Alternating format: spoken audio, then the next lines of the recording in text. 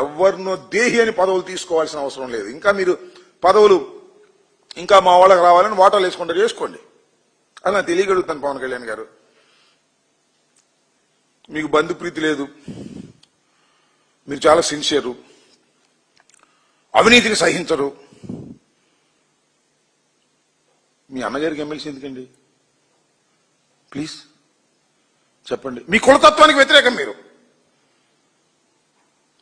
2 మంత్రులు ఇస్తే 2 ఓసీలకి ఎందుకండి? బీసీలు మీ పార్టీకి అవసరం లేదా? ఎస్సీలు మీ పార్టీకి అవసరం లేదా? పవన్ కళ్యాణ్ గారు అన్నగారు ఎమ్మెల్సీ కావాలా? అది కూడా కాదండి. ఇంకో చిత్రం, భలే విచిత్రంగా ఉంటా నాకు. నేను ఇప్పుడు చూడ రాజకీయాల్లో, ఎందుకంటే పవన్ కళ్యాణ్ గారి కన్నా సీనియర్ నేను. సరే, ఓడిపోతే ఓడిపోవచ్చు, ఆయన ఓడిపోయి నేను ఓడిపోయి, అది వేరే విషయం. మీ అన్నగారికి ఎమ్మెల్సీ ఇచ్చారు, మీ అన్నగారికి మంత్రివర్గంలో స్థానం కల్పిస్తాము అని వాగ్దానం చేశారు. ఏం వాగ్దానం అండి అది? రాసిచ్చారండి. దాని స్టాంప్ ఉందో లేదో నేను చూడలే. మరి రాసిచ్చారు. ఎవరు? సాక్షాత్తు రాష్ట్ర ముఖ్యమంత్రి నారా చంద్రబాబు నాయుడు గారు, most experienced person in India political ఎరీనాలో రాసిచ్చారు సంతకం. నాగబాబు గారిని మంత్రివర్గంలో తీసుకోవడానికి నిర్ణయం తీసుకున్నాం అన్నా. నేను తీసుకుని సంవత్సరం అయింది. ఆయన ఎందుకు తీసుకున్నాడో, మీరు ఎందుకు అంగీకరించారో, ఇంత నీతి నిజాయితీగా ఉండేవాళ్ళు ఆయన నిర్ణయం తీసుకుని ఎందుకు అమలు చేయటం లేదో ఏం తెలియదు. మీకు తెలీదా? చెప్పండి దీనికి సమాధానం. చాలా మందికి పదవులు ఇప్పించాం, దేహి అని పదవులు తీసుకునేటటువంటి దౌర్భాగ్యమైన పరిస్థితుల్లో మీరున్నారు. ఓకే, ఒప్పుకోండి, మాకేం అభ్యంతరం లేదు. ఇలా ఒప్పుకొని మీరు ఇవాళ మమ్మల్ని దూషించేటటువంటి కార్యక్రమం, అనవసరంగా అన్యాయంగా జగన్మోహన్ రెడ్డి గారిని, వైఎస్ఆర్ కాంగ్రెస్ పార్టీని దూషించడం. అదేమండి, పోలీసులు కొట్టరా ఏంటి అంటే? పోలీసులు కొట్టమేంటి నాకు అర్థం కాదా? రౌడీలు పోలీసులు కొట్టరా? కొడితే తప్పేంటి అంటున్నారు సార్ మీరు భారత ప్రజాస్వామ్య దేశంలో ఉన్నారు. భారతదేశానికి ఒక కాన్స్టిట్యూషన్ ఉంది, పోలీసు కొన్ని విధులున్నాయి, కోర్టులు కొన్ని విధులున్నాయి. పోలీసులు ప్రైవేటు పంచాయతీలు చేయటం మొదలెడితే, పోలీసులు జనాన్ని కొట్టడం మొదలెడితే ఈ సమాజం ఉంటుందా? నువ్వేగా ఆయన ఎవరు, జయసూర్య అని, ఇప్పుడు ప్రైవేటు పంచాయతీలు చేస్తానని రాసిచ్చావు. నువ్వు ప్రైవేటు పంచాయతీలు చేస్తున్నాడు, క్లబ్బులు నడుపుతున్నాడు, దానితో పాటు వచ్చిన ఆదాయాన్ని తీసుకెళ్లి ఎమ్మెల్యేలకు పంచుతున్నాడు. ఈయన మీద శిక్షించండి అని ఇచ్చావు. ఇచ్చారా? శిక్ష ఇచ్చారా? ఇచ్చారు, మెడలు ఇచ్చారు. అది మీ వ్యవహారం, మీ కూటమిలో మీ పరిస్థితి అది అనే విషయాన్ని మీరు దయచేసి గమనించమని మనవి చేస్తున్నా. మీరు ఇవాళ ఇష్టం వచ్చినట్టుగా రోమాలు తీస్తాం, అరిచేతుల్లో గీతలు చెరిపేస్తాం, రవిడీదాన్ని కొట్టేస్తాం, ఇలాంటి పిచ్చి పిచ్చి మాటలు మాట్లాడేటువంటి కార్యక్రమం చేస్తున్నారు. ఇది ప్రజాస్వామ్యంలో ఒక బాధ్యత కలిగినటువంటి ఉప ముఖ్యమంత్రిగా ఇది తగదు అని మాత్రం మీకు హితవు చెప్పుకున్నాను. నా ఇష్టం నేను చేసుకుంటానంటే అనుభవిస్తారు, ఏ మాత్రం సందేహం లేదు. మీరు అనుభవించక తప్పదు అని కూడా ఈ సందర్భంగా నేను చెప్పదలుచుకున్నాను. అసలు రౌడీజం అంటారు. అదేమంటే చాలా చిత్రం అండి. ఎప్పుడు మాట్లాడినా కూడా ప్రాణత్యాగానికి నేను సిద్ధంగా ఉన్నాను అంటాడు. ఏం స్వామి, నువ్వు ప్రాణత్యాగానికి సిద్ధంగా ఉండడానికి నువ్వేమైనా పోరాటం చేస్తున్నావు? బాంబులతో, విల్లంబులతో? నువ్వేమైనా అల్లూరు సీతారామరాజువా? లేకపోతే నక్సలైట్వా? నువ్వు పోరాటం చేయడానికి అడవుల్లోకి ఏమైనా వెళ్ళావా? ఒక ప్రజాస్వామ్య పద్ధతుల్లో, ప్రజాస్వామ్యంలో జీవిస్తున్నటువంటి వ్యక్తులు మనం ఇంటికా నుంచి బయలుదేరితే తిరిగి వస్తామో లేదు తెలియదు. నేను త్యాగానికి సిద్ధం, ప్రాణత్యాగానికి సిద్ధం. ఏంది నిజంగా మీకు ప్రాణాపాయం ఉందా చెప్పండి ప్లీజ్, తెలుసుకుంటాం మేము. మొన్న మధ్యన ఎప్పుడో కోనసీమ వెళ్ళినప్పుడు ఎవరో సంచరించారట, పెద్ద లెటర్ రాశాడు వాళ్ళ ఆఫీసులే. మా ఉప ముఖ్యమంత్రి పవన్ కళ్యాణ్ గారికి హాని ఉంది, ఎవరో అగంతకులు సంచరిస్తున్నారు అని. నిజంగా అగంతకులు సంచరిస్తే మీ గవర్నమెంట్ ఫెయిల్ అయినట్టుగా. ఉప ముఖ్యమంత్రి సెక్యూరిటీ ఇవ్వలేకపోతుందా? మీ డొల్లతనాన్ని మీరే ప్రదర్శించుకుంటారా పోలీసుల గురించి? అదేమంటే హోంశాఖను మేము తీసుకుంటామంటారు కాసేపు. ఇలా ఇవాళ రాష్ట్రంలో అనేకమైన సమస్యలున్నాయి. హాస్టల్స్ లో ఫుడ్ లేక పిల్లలు అల్లాడిపోతున్నారు. సరైనటువంటి ఫుడ్ లేదు హాస్టల్స్ లో, బీసీ హాస్టల్స్, ఎస్సీ హాస్టల్లో. ఫీజు రీయింబర్స్మెంట్ లేదు, సరిగ్గా ఫీజు రీయింబర్స్మెంట్ లేక విద్యార్థులు అల్లాడిపోతున్నారు. ఆరోగ్యశ్రీ సరిగా లేదు. గవర్నమెంట్ హాస్పిటల్కి వెళ్తే డబ్బులు అడుగుతున్నారు. ఇది నేను చెప్పింది కాదు, మీ ఎల్లో మీడియాలో వచ్చింది. జీజీహెచ్ లో డబ్బులు ఇస్తే గానీ మేము పేషెంట్లు చూడమంటున్నారు. ఇన్ని సమస్యలు ఉన్నాయి. వరి దుంపదేగా నీకు గంజాయి. అసలు మా ప్రభుత్వం వచ్చిన 100 రోజుల్లో గంజాయి రహిత రాష్ట్రం అన్నారు. రహిత రాష్ట్రం కాదు, గంజాయి సహిత రాష్ట్రం అయిపోయింది వాళ్ళ. ఎక్కడికి ఉంటే అక్కడ గంజాయి. ఇక్కడ మీరు చెప్పండి, పవన్ కళ్యాణ్ గారు చెప్తున్నా, ఇక్కడ కూర్చుని ఫోన్ కొడితే ఎవరికన్నా గంజాయి బ్రోకర్లకి గంజాయి ఇచ్చేస్తారు. ఇక్కడ గాప్చిప్ డబ్బులు ఇస్తే.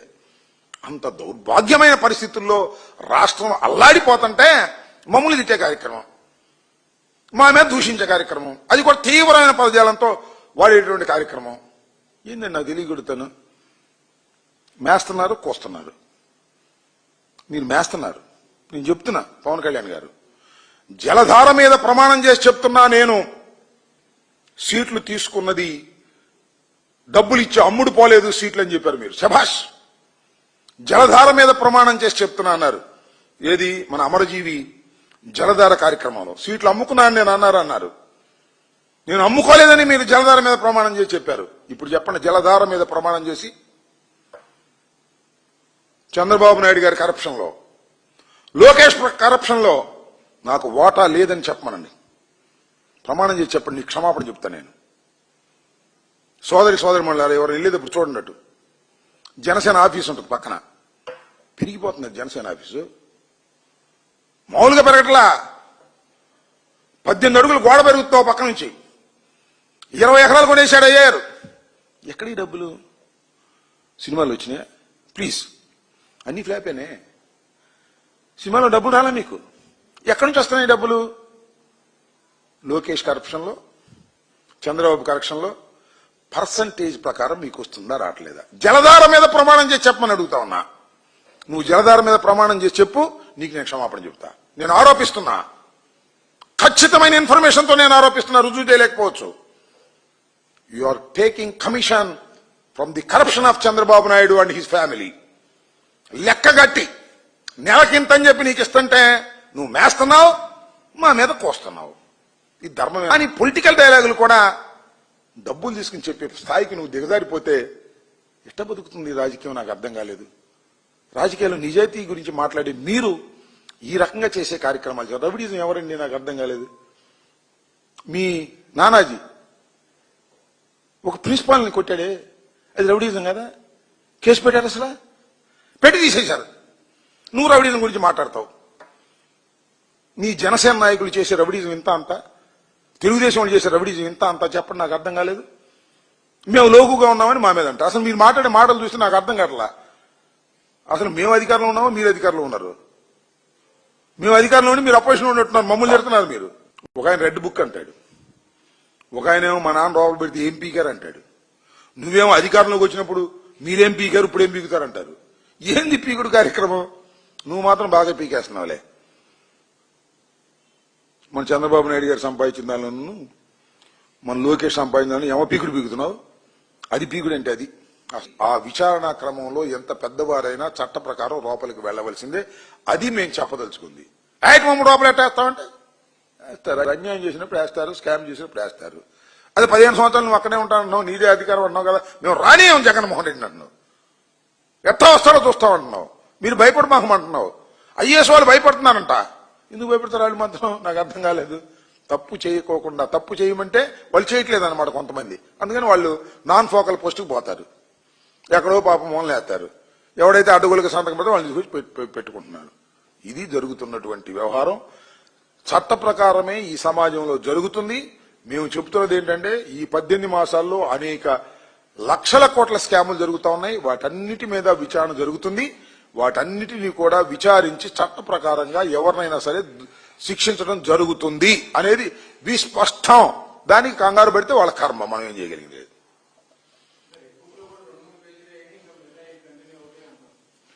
రెడ్ బుక్ లో బెదిరిస్తున్నాడు. రెడ్ బుక్ లో 3 పేజీలు ఆయన చెబుతున్నాడు. మరి ఎన్ని పేజీలు ఉన్నాయి ఆయన తెలుసో లేదో మరి నాకు తెలీదు. గౌరవనీయమైనటువంటి ఐటీ శాఖ మంత్రి ఆయన విద్యాశాఖ మంత్రి అయినా, లేక ఉప ముఖ్యమంత్రి షాడోనా, లేకపోతే ముఖ్యమంత్రి షాడోనా? ఎన్ని పేజీలు ఉన్నాయి స్వామి నీ రెడ్ బుక్ లో? నేను చెప్పా కదా, నీ రెడ్ బుక్ మా కుక్క కూడా లెక్క చేయదేది. రెడ్ బుక్ పెట్టుకో, ఏమైంది? We don't care that. Lokesh తెచ్చాడు, పవన్ కళ్యాణ్ సపోర్ట్ చేస్తున్నాడు, ఖచ్చితంగా అనుభవిస్తారు. రెడ్ బుక్ సాంప్రదాయానికి మీరు బలి కావలసిన పరిస్థితి వస్తాయేమో ఆలోచించుకోండి, గుర్తుపెట్టుకోండి. మీ సాంప్రదాయం అది. ఎక్కిస్తున్నారు సమాజంలో, మా క్యాడర్ కూడా ఎక్కిస్తున్నారు రెడ్ బుక్ అని. గుర్తుపెట్టుకోండి. లోకేష్ పిల్లకాకి లోకేష్ ఏం తెలిసింది? ఉండేలు దెబ్బ, ముందుంది ముసళ్ల పండుగ. పవన్ కళ్యాణ్ అయినా కూటమి అంతా ఒకటే కదా, రెడ్ బుక్ ను సపోర్ట్ చేస్తున్న కూటమే కదా. ఒక సాంప్రదాయాన్ని రాజకీయాల్లోకి తీసుకొచ్చిన తర్వాత ఆ సాంప్రదాయాన్ని తర్వాత వాడు మొయ్యాలంటాడు. అది వచ్చిన ప్రాబ్లం అది. లోకేష్ రెడ్ బుక్ పెట్టాడు, నువ్వెందుకు పెట్టమంటారు రేపు నన్ను, జగన్మోహన్ రెడ్డి గారిని? ఇది కదా ప్రాబ్లము. ఆ సాంప్రదాయాన్ని తీసుకొచ్చిన తర్వాత అదే సాంప్రదాయాన్ని కొనసాగించవలసిందిగా ప్రజలు కోరతారు. అది ప్రమాదకరం. ఆ ప్రమాదకరమైనటువంటి ఫలితాలకు వచ్చే ప్రమాదం ఉంది. దానివల్ల మీరు నష్టపోతారు అని నేను చెప్పదలుచుకున్నా, సూటిగా చెప్పదలుచుకున్నా.